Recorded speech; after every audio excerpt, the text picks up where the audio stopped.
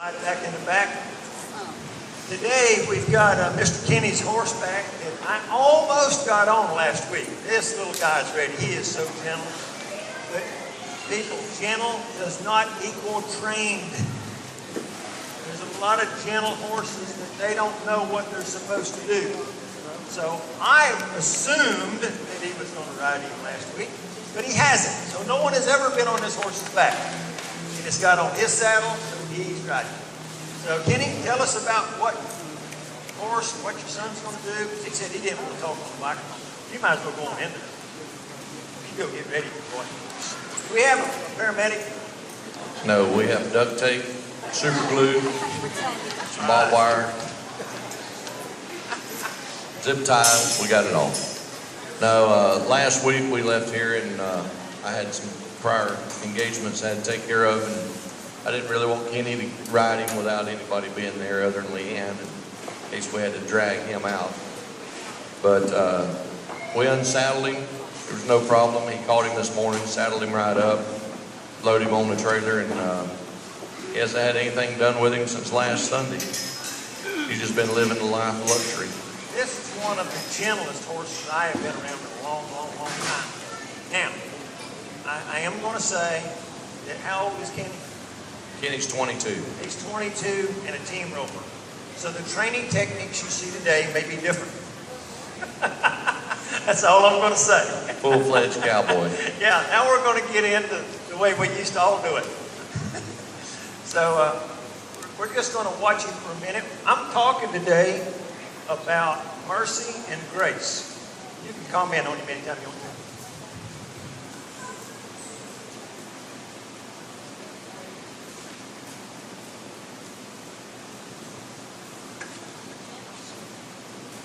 He might be acting a little frisky. He's been on alfalfa, full alfalfa all week, which that's what he stays on, but he's eaten more than his share in the last few days.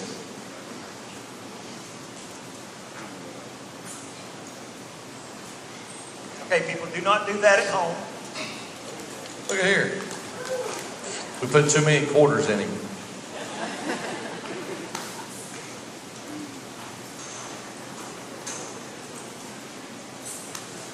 Gentle does not mean they will not buck.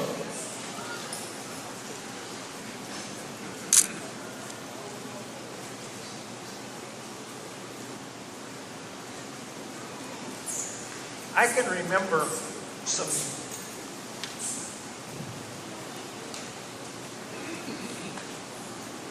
I'm trying to add numbers in my head. I guess I've been riding horses that's never been rode for 50 years now. Because I think about the first time I was about 12 when they came in with a trailer load of ponies that had never been rode. And that's how we got started. And over the years, there's been a lot of different techniques. The cowboy technique, I have literally blindfolded them. I had one horse, I was about 16, they brought him to me. I didn't know he'd been to 3 trainers. They said, oh, well, you know, I'm a dumb young kid, I'll ride him. I might ride him, but you couldn't saddle him. And I didn't know all the techniques I had now, so I had a big tree and the cow pins I tied him to, I blindfolded him, hobbled his front feet, and tied a back foot up. You can saddle him, it's pretty good. So, when it comes to horse training, I would venture to say there is very little you can do wrong that I have not done.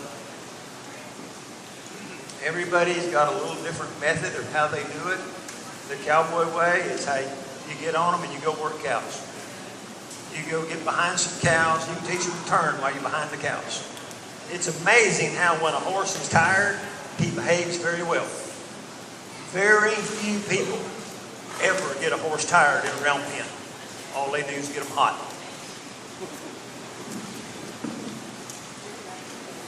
You know, I could make a comparison there of how we work with God.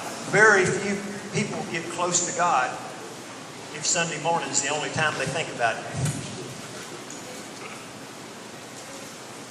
You know, in the cowboy world, You know, you get on these gentle horses like this, and you get behind a bunch of cows. And, you know, they know you're not much help, but they didn't need much help that day. And you just follow the cows.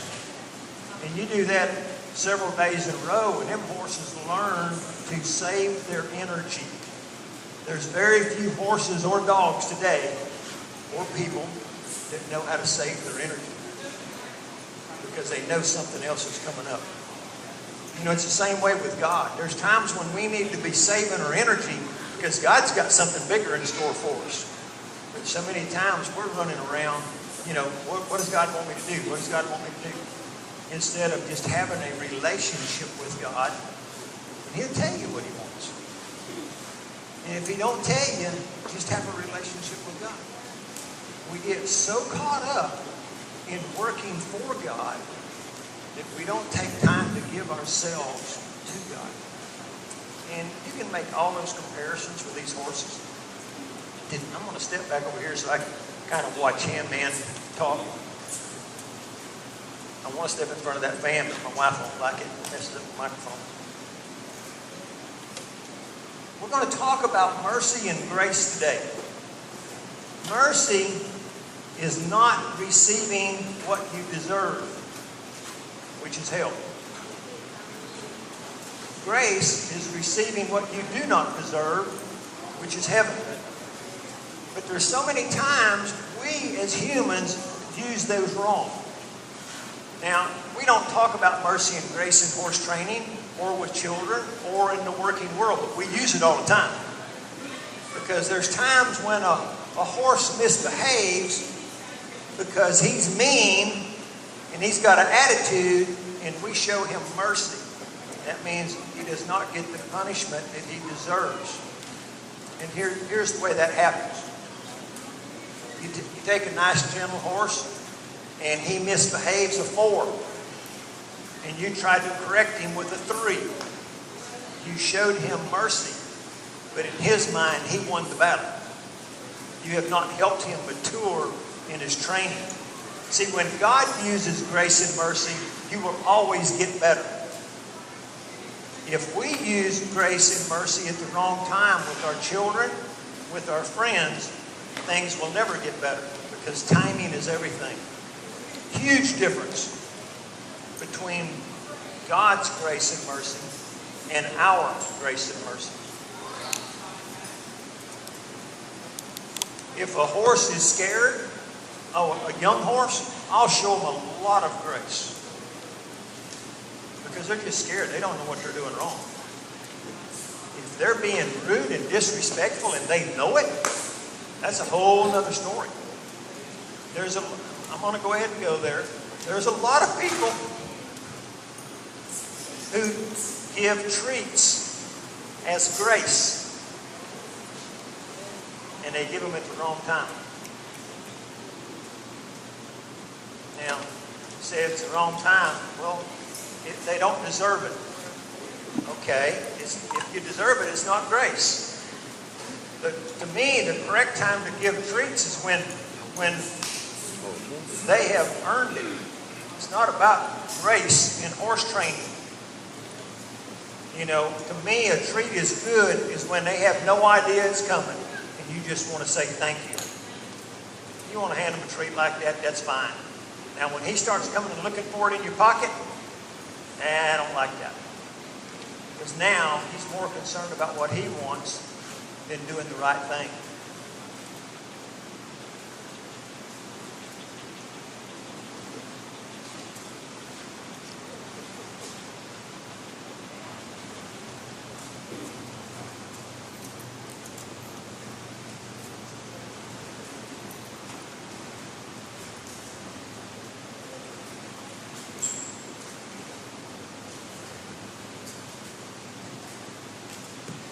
You know you got a cowboy when he's got a holster on the side of his saddle. Is the pistol in it? Okay.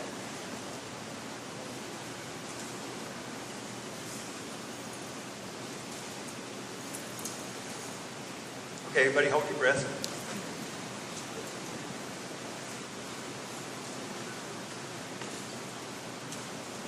There's so much to be said about pulling your cinch up tight. You know, the highly recommended is you do it 3 times. When you put it on there, you put it just enough it won't fall off. You walk around, pull it a little bit more, walk around, pull it up as tight as you want it. And I'm going to tell you, I have been guilty of riding a horse in a pasture, and I could stick my fist underneath my girdle because I rode it so loose. And then I got bucked off because my saddle was loose and I broke 5 ribs. Then I fell off another horse because my saddle was loose, and it hurt more than the 5 ribs. I don't even know what I broke, but it looked like a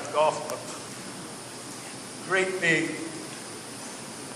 it was bigger than a volleyball, I think, poked out on my side. I actually, cow turned back, horse turned back, saddle slipped over his withers, and I just stepped off with that foot. But this one was still on top of the saddle. He was 16 one hands. He just ripped everything on that side. I do not ride a loose girth anymore. When you get hurt enough, you will change what you do.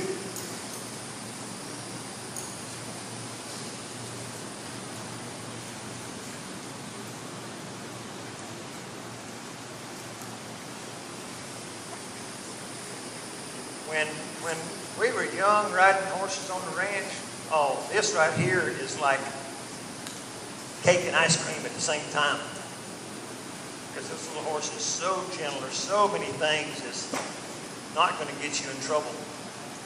I can't count how many times I went underneath an oak tree and it went, scratched your hat and the horse goes to bucket. It's not going to happen on this horse.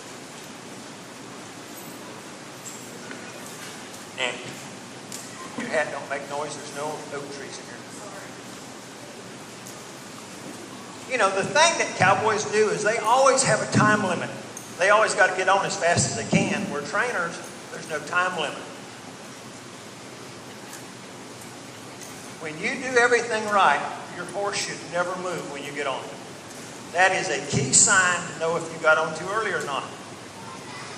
Now, one of the biggest mistakes I've seen many people make is when they get on now, how do you make them go? You squeeze your legs and kick, and a horse has never had that done, so they don't know what to do. And normally they pin their ears because they don't know what to do. That's why I like to teach them to go when I cluck. And that way when I get on them, they understand that cluck. I can squeeze my legs, then cluck. A lot of people would just use their bridle reins or something on their butt, just something to encourage them to go forward. But in horse training, there has to be, we call them a pre-cue. You know, if you want your horse to learn to go, if you weren't so heavy, he could buck. His feet is on the ground, Skipper. If you notice, what he's holding on to looks like a suitcase handle. It's what they all use if they think their horses are going to buck. Most of them, it's a nylon dog collar that they just reach around and tighten it the way they want it. Because so many times when we get bucked off, we go forward. And this allows you to lean back, get your elbow down, and pull on that. And it just helps you to ride so much better.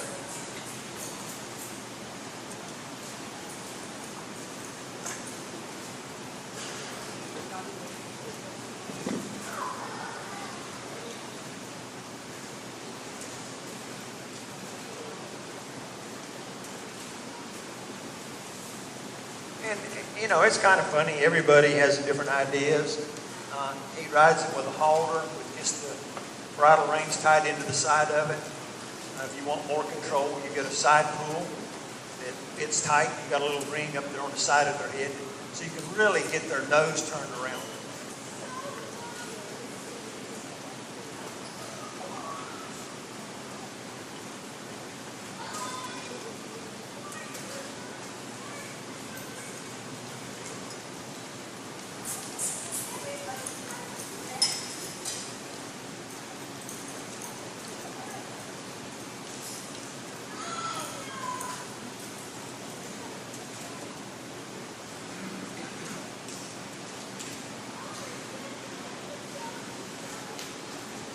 this is basically what all the trainers are talking about, a one-rein stop. What happens so much in the past when we wanted to stop is we just pull straight back. And a horse will just run right through it and just get faster. But when you teach these young horses to bend their head around and be still, even a horse that's never been rode in his life, he can pull his head around and stop him.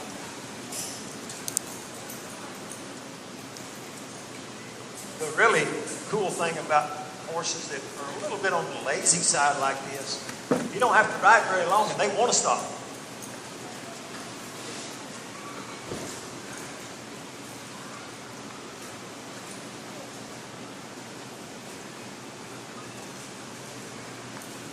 Little Kenny didn't want a microphone. I'm not sure why. I don't know if he was scared he would say something if he bucked or what.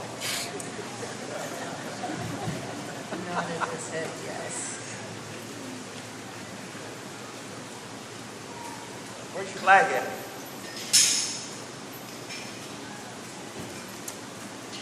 A lot of your trainers now are going to 2 people in the pen and the one on the horse. They mainly just ride, and the one on the ground directs them. It helps them get moving, helps them turn.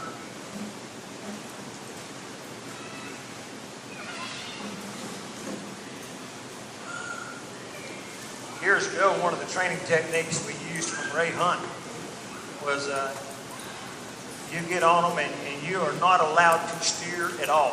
You cannot pull on his face at all. You just be a monkey and ride. And we were riding a bunch of very athletic horses raised for barrel racing horses, and they get bugged. And I found out you can hold on the front of that saddle and the back of that saddle, and you can ride pretty good. Just let them go wherever they want to go.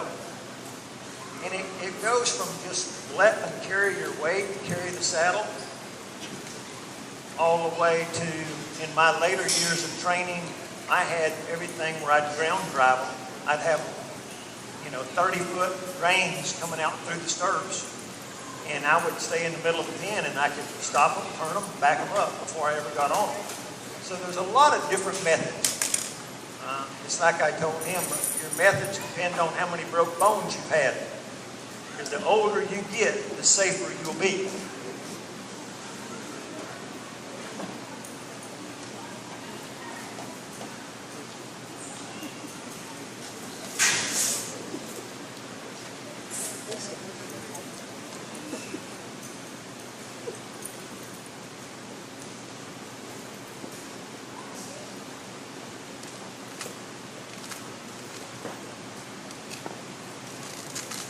We've said over and over again, there's a lot of different styles of horse training. And it's kind of funny because you go to somebody who teaches barrel racing, and that's all they're concerned with is barrel racing. Somebody's team roping, somebody's dressage. And a lot of those people will just let the ground manners slide. Because that's not what they're training on. But your ground manners are your foundation for everything else. How you lead a horse will determine how much he sees you as the leader and how much he respects you. Depends on how and when you're showing mercy and grace.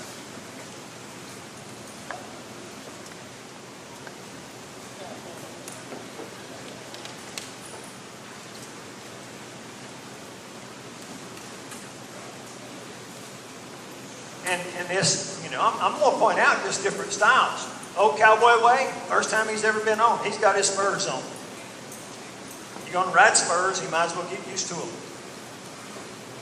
Same way with a back cinch.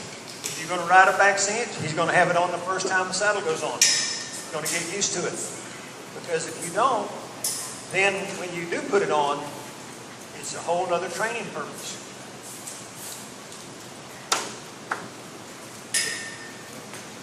Maybe Skipper, he can explain the immediately going to loping versus walking, trotting, then loping. I don't know why he does, but I know why I did it when I was his age. Because you had to stop the cows before you could start bringing them back. I remember one time I was at Tom Watson's house. Little horse, never been rode. I couldn't get her to go. She was fat and lazy, and I'd get it back and I'd spank her and make her run to the other end. Sue Watts thought I was the craziest person she ever seen. I said, tomorrow we're going to work cows, and I got to get there before I can start training. So, you know, a lot of it is get these horses' feet unstuck, get them going. They're more apt. The more they think about it, the more they're apt to do something wrong. If they're just responding to you, they're like, what in the world are you going to do next?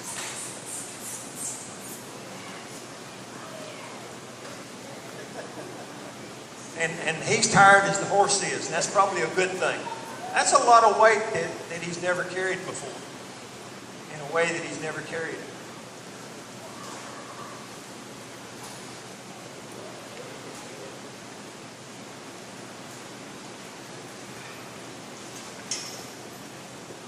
Are you done? Or are you going to?